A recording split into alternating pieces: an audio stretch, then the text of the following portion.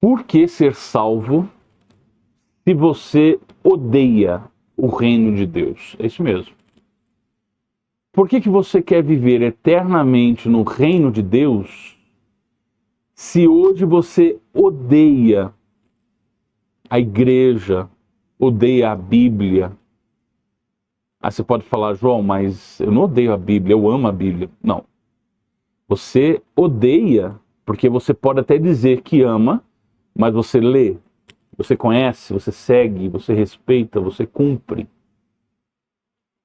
É mais ou menos parecido como, por exemplo, você está prometido a casar com uma pessoa que você nunca viu, já ouviu falar porque alguém disse que conhece, você acha que ela é como você pensa na sua imaginação, na sua expectativa, e aí você será obrigada a morar com ela eternamente dentro de uma casa, casada com ela, sem conhecer.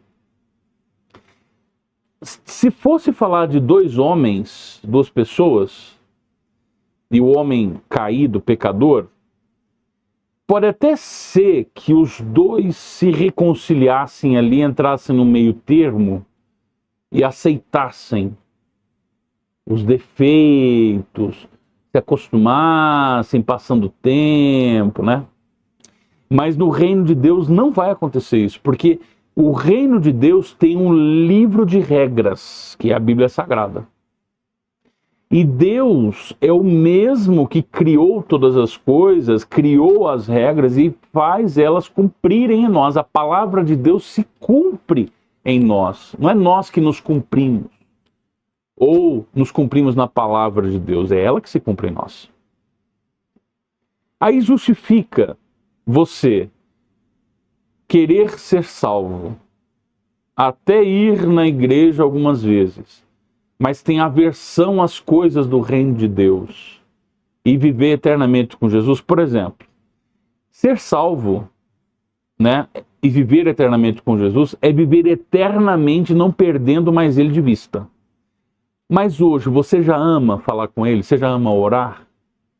Você já tem aquela vontade doida de chegar em casa? Você não vê a hora de chegar em casa para poder ler a palavra e orar e buscar o Senhor e falar com ele e ouvir? Se você não ama se relacionar com ele hoje, você não vai amar viver com ele eternamente. Porque existe um livro de regra. O livro desta regra, né, do reino de Deus, é a Bíblia. Se você não se relaciona com Jesus hoje, você vai se deparar com Jesus que você não conhece. E você vai odiá-lo. E algumas pessoas, se chegassem a esse ponto de serem salvos odiando Jesus, iriam virar para ele e falar, Jesus, quero agradecer o Senhor aqui por o Senhor ter me salvado e tal, mas eu não estou acostumado com isso aqui. Me manda para o inferno, que lá pelo menos eu vou rever meus amigos de happy hour, eu vou rever as mensagens que eu trocava no WhatsApp lá sozinho, sem ninguém saber. Vou rever as pessoas, né? Vou queimar eternamente, mas pelo menos eu não sou obrigado a viver contigo, porque eu não sabia que o Senhor era assim. E a Bíblia fala que vai acontecer o contrário. A Bíblia fala que muitos acham que serão salvos, até mesmo aqueles que pregam, que expulsam demônios, que Deus usa para curar enfermos, vão chegar no dia do juízo final, no julgamento final, e Jesus vai falar, olha, eu não te conheço. Pode ir seguir aqui o caminho atrás de Satanás, pode ir atrás dele aí, ó, queimar eternamente. Sabe o que é sentir a dor da morte eterna? A morte, ela dói muito, né? A Bíblia fala que a morte dói. E aí você vai sentir como se você estivesse morrendo eternamente. A cada milissegundo você está morrendo, queimando no inferno. E aí você vai... Para quê? É porque você pensa, né? Você analisa o seguinte, quero ser salvo porque eu não quero ir para o inferno. Você pensa assim, não, eu quero ser salvo, quero ir para o céu, né? É a expressão que todo mundo usa. Eu quero ir para o céu porque eu não quero ir para o inferno. Mas ser salvo não é ser salvo do inferno, não é ser salvo de Satanás.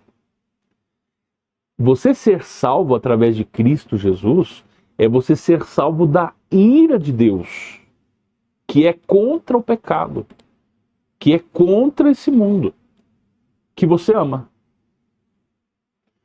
Quer ver um outro exemplo? Aqui você diz sempre que você precisa ter o seu tempo e a sua privacidade. Ninguém pode pegar no teu celular, porque a vida é sua, você faz com ela o que você quiser. Se você faz com a sua vida o que você quiser, por que você quer ser salvo? Porque você vai chegar lá e 100% vai depender de Jesus e de Deus para tudo. Então, se hoje você quer ter a vida que você quiser, se você quer agir como você quiser, se você quer fazer as suas escolhas, então não justifica você querer ser salvo de jeito nenhum. Você vai odiar o céu. Lá você não vai ter privacidade nenhuma. Você quer ver outra? Você ouviu aí desses coaches que você tem que se amar, amor próprio. Eu tenho que amar a mim mesmo primeiro. Primeiro eu amo a mim, eu cuido de mim, depois eu vou cuidar dos outros. Me diz onde está isso no livro da regra, onde está isso na Bíblia? Amai você primeiro, depois que você estiver bem, você ama os outros. Onde é que está escrito isso? Você entendeu o que eu estou dizendo? Mas daí você quer fugir do inferno. Você não vai conseguir. Porque mesmo que Jesus te salvasse e te levasse para o céu, você ia odiar o céu. Odiar, você ia odiar. Ter aversão. Odiar é ter aversão. Você já se imaginou chegando num lugar que você desejou ir? Já aconteceu com você. Mas chegando lá não era nada daquilo que você pensava? Primeira coisa que você faz? Eu quero ir embora. É o que vai acontecer. Aconteceria, né? É o que aconteceria. Então, ser salvo e viver como salvo é você olhar para a Bíblia e amar ela. Querer viver como ela. Só que você acha brega. Você acha coisa do passado. Você acha que tomar uma cervejinha no final do dia, no final de semana, não tem problema. Você entendeu? Então, tem que ficar claro para você que lá no céu não vai ter nada disso que você ama aqui. Por exemplo, agora está uma onda enorme, né? Todo mundo quer ganhar dinheiro, prosperar, a internet está sendo uma máquina de fazer dinheiro para muita gente. Todos precisamos trabalhar. Mas se você ama a prosperidade, se você ama o dinheiro, não faz sentido você ser salvo. Não faz sentido. Agora me diz, se você está pensando assim, poxa, João, eu nunca tinha pensado dessa forma. Então, o que eu preciso fazer?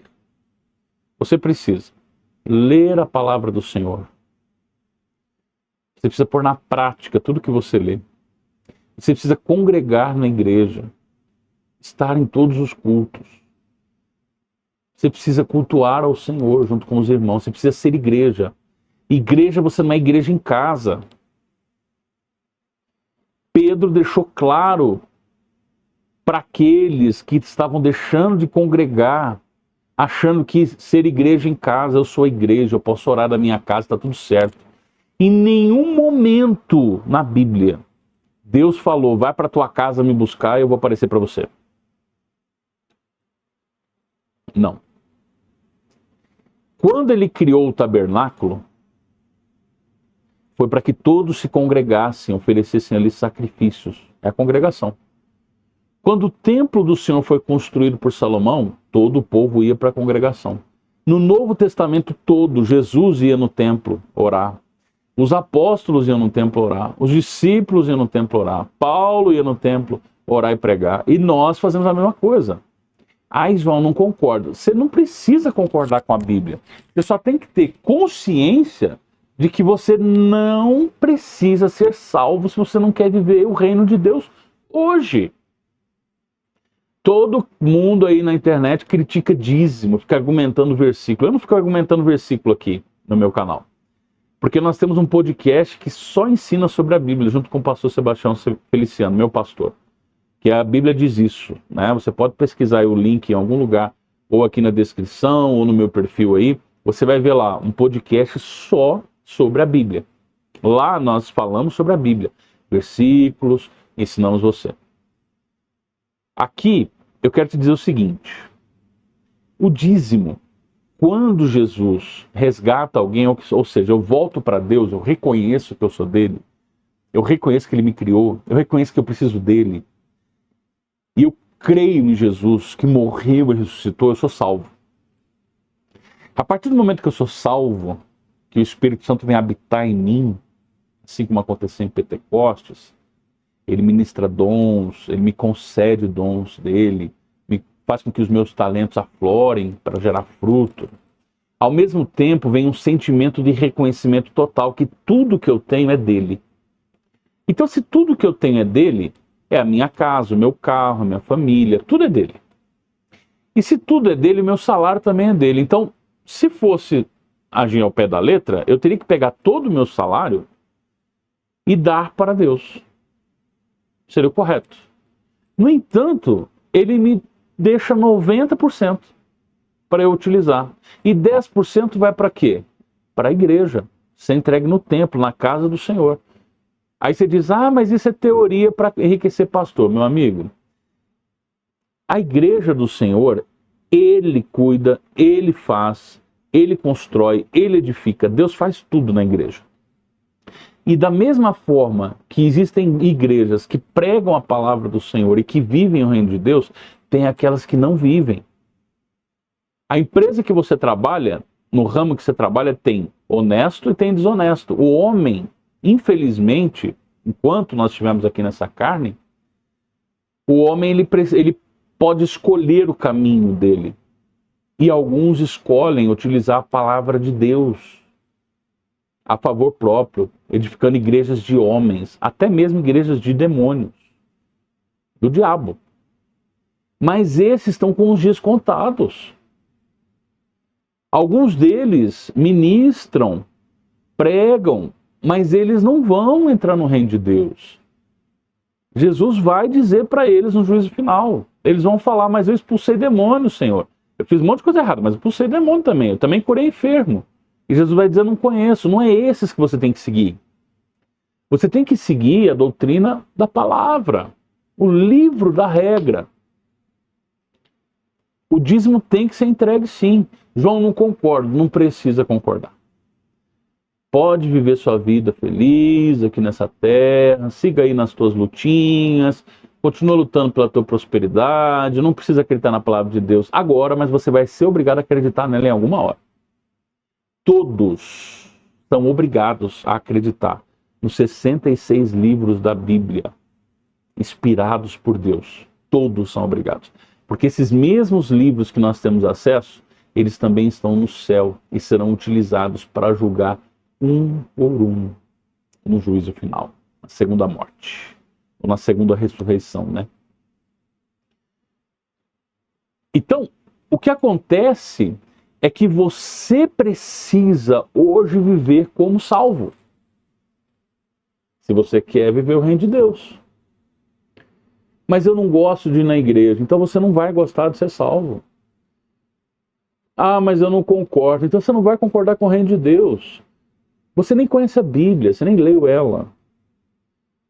Você nem está acompanhando, você nem está vivendo ela. É um convite que eu estou te fazendo hoje.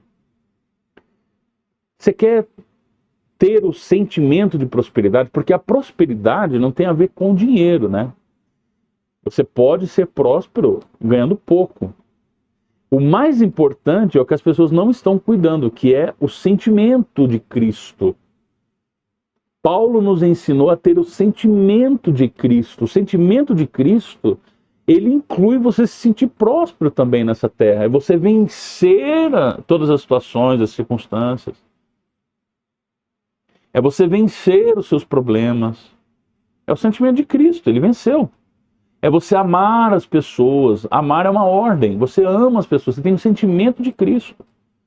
Você ama a igreja, você se dedica à igreja. Você se dedica ao seu pastor, você se dedica aos seus irmãos, você cuida do reino de Deus. Não existe motivo para ser salvo se você odeia o reino de Deus. Quer amar o reino de Deus?